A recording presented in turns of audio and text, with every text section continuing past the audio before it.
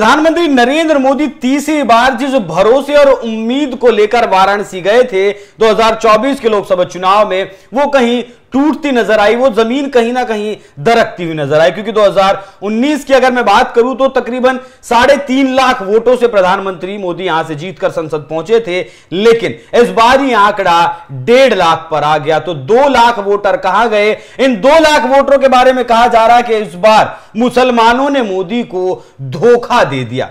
क्यों दे दिया धोखा, उसके सबूत भी आपके सामने रखेंगे, तथ्य भी आपको देंगे। तो सर पहले तो ये बताइए कि वाकई में मुसलमानों ने धोखा दे दिया मोदी जी को?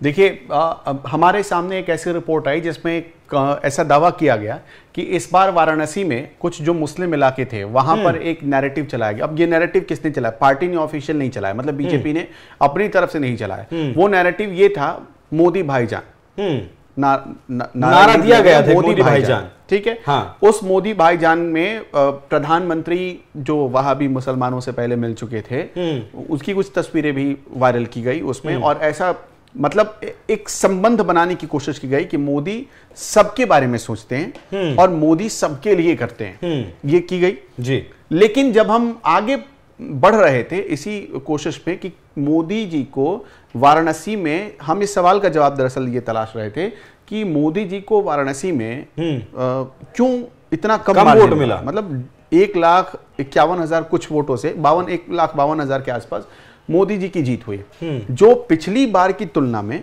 करीब करीब 2 लाख वोट कम है। तो अचानक ये 2 लाख वोट कहां शिफ्ट हुई? अजय राय के पास, ठीक। लोगों ने यही सोचा कि अजय राय की तरफ शिफ्ट हो गई। हालांकि बीजेपी ऐसा दावा करती है कि अजय राय की तरफ शिफ्ट नहीं हुई, बीजेपी का वोट जितना था उतना ही रहा। अजय राय को वोट ज्यादा मिले क्योंकि वहां पर ज्यादा लोग अब की बार लोगों ने वोट किया। लेकिन हमें ऐसा नहीं लगा। हमें ऐसा इसलिए नहीं लगा, हम इसके लिए कुछ सबूत लेकर आए, वो आपको भी उसकी जरा दिखाइए और उस पर हम आगे चर्चा बढ़ाते हैं। एक जब पूरे वाराणसी की चर्चा करेंगे, सबसे पहले वाराणसी का जरा दिखा दीजिए कि वाराणसी को क्या है, वो जरा लोग समझ जाएंगे वाराणसी के बारे में। हम, हाँ, ये वाराणसी संसदीय सीट के सारे विधानसभाएं, वाराणसी उत्तरी शहरी इलाका है, वो जो वाराणसी उत्तरी का विधानसभा है वो मुस्लिम बहुल इलाका है, ठीक। वाराणसी दक्षिणी है, शहरी इलाका है, ये भी मुस्लिम बहुल। वाराणसी कैंटोनमेंट है, मतलब वाराणसी कैंट है वाराणसी, वो भी शहरी इलाका है। इसके कुछ हिस्सों में मुसलमानों की अच्छी खासी तादाद है। इसके अलावा रोहनिया जो कि ग्रामीण इलाका है, और सेवापुरी ग्रामीण इलाका है। ये कुल मिलाकर अगर आप देखेंगे तो 2 इधर और 3 इधर, 5 पूरे वाराणसी संसदीय सीट में ये 5 विधानसभाएं, ठीक। अब जो सबसे महत्वपूर्ण था तो वाराणसी उत्तरी का ही हम जिक्र कर लेते हैं, जिस पर हमारी नजर थी, जो हम आपको इसके पहले आंकड़ा दिखा रहे थे। ये हम इसलिए आपको दिखा रहे थे आपको समझ जाए कि कौन सा मुस्लिम बहुल इलाका है। उनमें से एक है रेहमिया सरैया वार्ड। ये आप बहुत खास तौर पर नोट करिएगा, ये वार्ड क्यों है? ये वार्ड बहुत चर्चा में रहा। चर्चा में क्यों रहा? 3,000 से ज्यादा इस वार्ड में राशन कार्ड बांटे गए, 2,500 से ज्यादा आयुष्मान कार्ड बांटे गए, जहां 5 लाख मुफ्त बीमा, एक कार्ड मिलता है जिस पर मुफ्त बीमा लोगों को मिलता है, स्वास्थ्य बीमा। 50 से ज्यादा पीएम आवास बांटे गए इस पूरे इलाके में। जब आप देखेंगे तो इतने, मतलब इतनी चीजें बांट दी गई। हालांकि कई बार ये भी सवाल आप देखेंगे कि भाई 517 वोट हैं और यहां पर 50 से ज्यादा आवास बांट दिए गए। कई लोग इस पर भी सवाल लोगों ने उठाया कि 517 वोट हैं, उसके लिए 50 से ज्यादा पीएम आवास। लेकिन हर घर, हर परिवार को छत मिल सके, मोदी सरकार का ये पूरा सपना था। अगर आप एवरेज देखेंगे, अगर आप एवरेज भी देखेंगे तो यहां पर 50 से ज्यादा आवास, अगर 517 हर घर में भी एक वोट है तो 10 लोगों पर एक आवास एवरेज बांटा गया, मतलब 10 वोटर पर एक आवास बांटा गया। अब थोड़ा आते हैं कि इतना काम किया मोदी जी ने। मोदी जी का काम यहां पर दिखता है इतना, ये जो सारा काम आप देख रहे थे ये नरेंद्र मोदी जी का है। यहां पर ये सारा नरेंद्र मोदी जी का काम है। लेकिन अब आप एक बात बताइए हमें, हम जरा यही आपसे पूछना चाहते हैं, अगर आप इसे पहली बार देखेंगे, जैसे कि 3,000 ये राशन कार्ड आपने देखा, ये आयुष्मान कार्ड देखा करीब 2,500, और ये 50 से जो ज्यादा यहाँ पर, आप 50 से जो ज्यादा यहाँ पर पीएम आवास बांटे गए, ये 3 चीजें, यहाँ पर कुल 517 वोट पड़े। इतना देने के बाद 517 वोट पड़े, जिसमें से अजय राय जो कि वहां इंडिया के प्रत्याशी थे, इंडिया गठबंधन के प्रत्याशी थे, उन्हें अकेले 507 वोट पड़े यहां पर जब आप देखेंगे, और नरेंद्र मोदी जी को यहां पर 8 वोट मिले। बाकी जो वोटें बच जाती हैं 2 वोट, वो कहीं और गया। यहाँ 2 वोट बच गए, तो वो कहीं और वोट शिफ्ट हो गया। तो ये कहा जा रहा है कि हालांकि देखिए अभी ये जो है, ये कई मीडिया रिपोर्ट्स यही दावा कर रही, इसी हिसाब से दावा हो रहा है कि नरेंद्र मोदी ने मुसलमानों के लिए सोचकर काम तो किया। देखिए जब उनकी योजनाएं आई तो मुस्लिम बहुल इलाके में भी उसी समान से पहुंची, हिंदू बहुल इलाके में भी उसी रूप में पहुंची। लेकिन यहां पर मुसलमानों ने क्या कर दिया, यहां पर कांग्रेस के साथ 507 वोट गए और बीजेपी के साथ 8 वोट गए। ये अब यहां पर कोई ये दावा तो नहीं कर सकता कि 517 के 517 मुसलमान थे, हिंदू भी होंगे इसमें।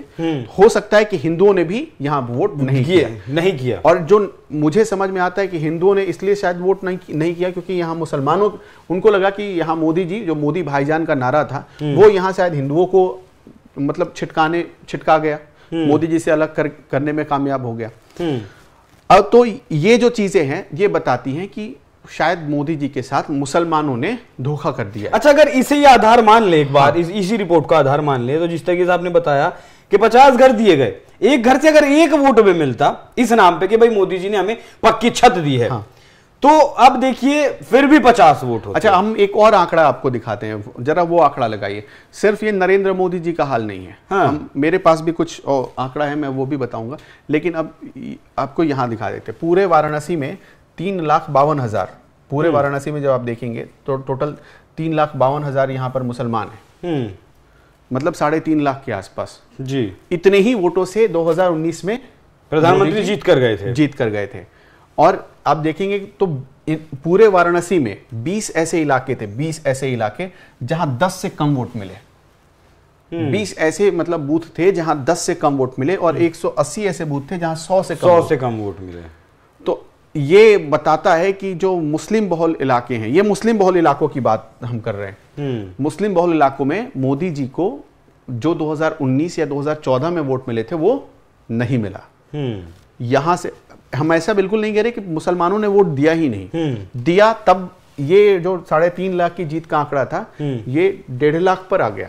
कुछ मुसलमानों ने दिया, कुछ प्रतिशत मुसलमानों ने, मतलब जितना कहें कि 2019 में दिया था वो 2024 में नहीं दिया। अब देखिए ये तो मोदी जी की बात हो रही है, और जब मोदी जी की बात होती है तो योगी जी की बात करनी भी बिल्कुल जरूरी है। अब हम आपको बताते हैं, मैंने ये डाटा बहुत बार बताया भी है और कई मीडिया रिपोर्ट्स में ये डाटा मौजूद भी है, तो आप चाहें तो आप इस डाटा को देख भी सकते हैं।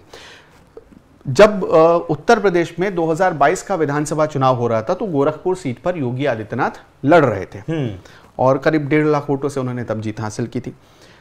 उस उत्तर गोरखपुर में बूथ नंबर 267 जिसका नाम है जनप्रिय विहार, वहां कुल 1016 वोटर्स थे, 456 लोगों ने वोट डाला था और योगी आदित्यनाथ को सिर्फ 9 वोट पड़े थे। ये मुस्लिम बहुल इलाका, और ताज्जुब की बात यह है कि मुस्लिम बहुल इलाका जो मठ है उससे कुछ ही दूरी पर है, कुछ ही दूरी पर, मतलब कि 100 मीटर 200 मीटर के भीतर ही है। अब इसके अलावा गोरखपुर मठ के ठीक बगल में एक और बूथ है 217, बूथ नंबर 217, वहां पर कुल 588 वोट पड़े, योगी जी को सिर्फ 15 वोट मिले थे। बूथ नंबर 264 573 वोट पड़े, योगी जी को 18 वोट मिले। बूथ नंबर 219 2022 के गोरखपुर विधानसभा की बात करें, बूथ नंबर 219 610 वोट पड़े, योगी जी को सिर्फ 30 वोट मिले। बूथ नंबर 218 योगी जी को सिर्फ 25 वोट मिले। मतलब ये मुस्लिम बहुल इलाके हैं जहां मुसलमानों की आबादी ज्यादा है, अच्छी खासी है। तो वहां पर योगी जी का हाल आपने देख लिया। मोदी जी के साथ वाराणसी में क्या हुआ, इसका संकेत 2022 में योगी जी मिल चुका था। एक और डाटा है हमारे पास, जरा उसको भी दिखाइएगा। आज किरीट सोमैया ने एक ट्वीट किया, ये किरीट सोमैया का ट्वीट है, हम इस पे रेफरेंस उनको दे देते हैं, ये उनके रेफरेंस से पूरा है, इसका कर्टसी हम दे देते हैं उनको। किरीट सोमैया का डाटा हम ये नहीं कह रहे हैं कि बिल्कुल सही है, हम ये दावा नहीं कर रहे हैं, क्योंकि किरीट सोमैया का ये दावा है, हमारा दावा नहीं है। हमने जो मीडिया रिपोर्ट्स में देखी वो हमने आपको पहले ही बता दिया।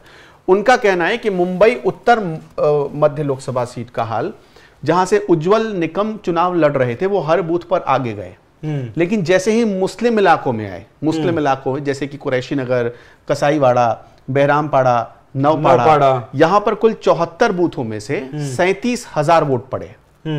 37,000 वोट में से बीजेपी को सिर्फ 500 वोट पड़े और 16,500 वोटों से उज्जवल निकम चुनाव हार गए।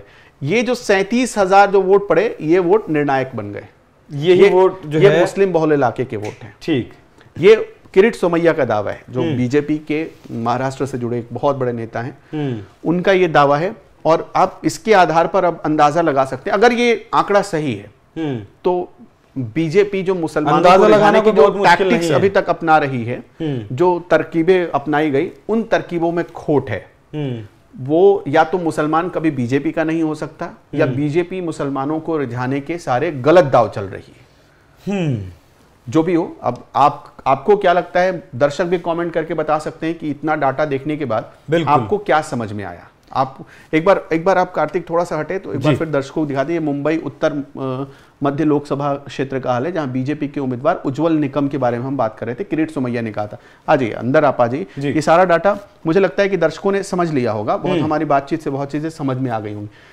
हाँ, अब जिसकी बात कर रहे थे हम, ये देखिए एक मीडिया रिपोर्ट ने इसे पब्लिश किया है, तो उसके हवाले से ये दैनिक जागरण ने पब्लिश किया है। तो उसने क्या किया है यहाँ पर हम एक बार बता देते हैं।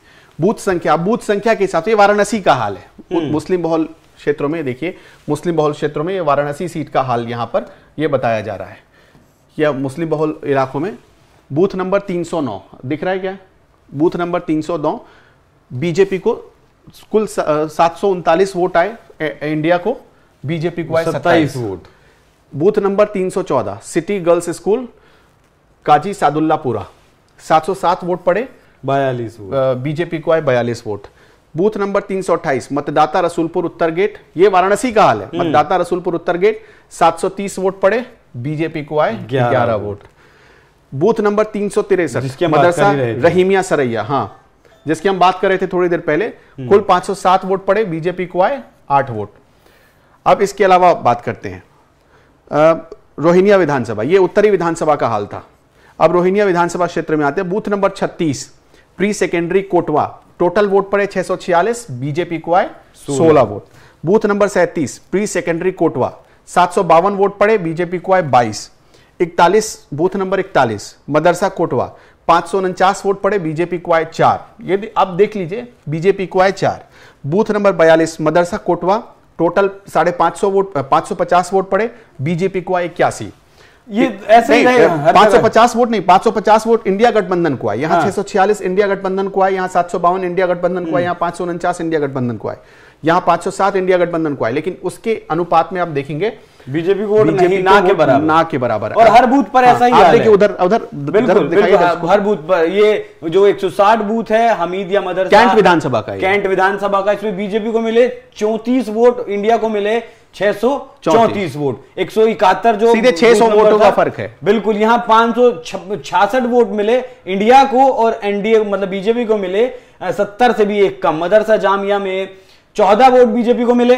जय नारायण इंटर कॉलेज में 5 वोट बीजेपी को मिले, जबकि 522 वोट इंडिया गठबंधन को मिले। बूथ नंबर 302 बंगाली टोला कॉलेज में 600 वोट इंडिया को मिले और मात्र 11 वोट प्रधानमंत्री नरेंद्र मोदी के नाम पर मिले, जहां दक्षिणी विधानसभा नरेंद्र मोदी चल। ये आंकड़ा वही है 12-2। यहां तो और भी हालत खराब है। जामिया मदरसा कटिहार में 6, 9, 35, 53। तो ये हाल रहा पूरे मतलब वाराणसी में। और जब ये आंकड़े देखते हैं तो मुझे ऐसा लगता है आपको कि शायद किरीट सोमैया गलत नहीं बोल रहे होंगे। नहीं, यहां जैसा आपने सवाल उठाया, समझने वाली दो बात है। या तो इन लोगों को विकास से मतलब नहीं है, कोई विकास करे ना करे, इन्हें जो है जहां वोट देना है, या फिर मैं अगर सीधे तौर पर आपसे कहूं कि जो बीजेपी को हराएगा उसे वोट देना। हाँ, बस ये फॉर्मूला यहां दिख रहा है आपको। अभी तक यहां तक समझ में आ गया होगा। अब सोचिए कि क्या नरेंद्र मोदी ने इतना भी काम नहीं किया कि उस इलाके में दहाई भर, यहां देखिए 2 वोट पड़े, यहां सिर्फ 2 वोट पड़े, यहां सिर्फ 6 वोट पड़े, यहां सिर्फ 4 वोट पड़े, यहां सिर्फ 14 वोट पड़े, यहां सिर्फ 11 वोट पड़े, यहां सिर्फ 12 वोट पड़े, यहां वो तो हमने जो है तरीके से समझा। वो जो पहला हमने आंकड़ा दिखाया था, उसमें कैसे 50 मकान दिए गए, 50 लोगों को छत दी गई और 3000 लोगों को राशन कार्ड दिया गया, 2500 लोगों को 5 लाख का बीमा आयुष्मान कार्ड के तहत दिया गया, लेकिन वोट के नाम पर मिले 8 वोट। हाँ। तो आपको क्या लगता है, मतलब अब मैं दर्शकों के ऊपर बिल्कुल मैं चाहता हूं कि आप भी ये सवाल दर्शकों के ऊपर छोड़ दें बिल्कुल कि ये ऐसा क्यों हो रहा है वोट नहीं देना। देखिए वोट तो लोगों ने दिया, लेकिन मोदी को इतना काम करने के बाद भी नहीं दिया। आपको क्या बात समझ में आती है, हमें कमेंट सेक्शन में जरूर जबकि मुझे उम्मीद है कि इतना काम शायद पहले की सरकारों ने 14 से पहले ना किया हो इन लोगों के लिए, जो काम छत देने का प्रधानमंत्री नरेंद्र मोदी ने किया, उसके बावजूद भी वोट ना मिलना। आपकी नजर में क्या कुछ है कारण, कमेंट कर जरूर बताइएगा। नमस्कार।